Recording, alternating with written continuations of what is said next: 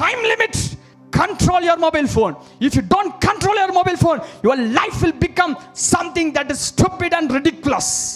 உன்னுடைய வாழ்க்கை நாசமாகி போகிறதுக்கு மொபைல் போன் உனக்கு உபயோகமாக இருக்கும். Make a decision. இவ்வளவு நேரம் நான் இதுக்கு மேல வராதன்னு சொல்லுகிற அனுபவம் வந்தே ஆகணும். இல்லாவிட்டால் உடைய எதிர்காலத்தை நீங்கள் தொலைக்கிற நேரத்தில் நீங்கள் இருந்து கொண்டிருக்கிறீர்கள். You are losing your future. எல்லாத்தையும் செஞ்சுட்டு ஆண்டவன் செய்வாரு, பரலோகமும் போவான்னு நினைச்சிட்டு இருக்காத. வாய்ப்பே கிடையாது, வாய்ப்பே கிடையாது. இஷ்டத்துக்கு செய்வ, பண்றதெல்லாம் பண்ணுவ, பரலோகம் போவியா? வாய்ப்பே கிடையாது.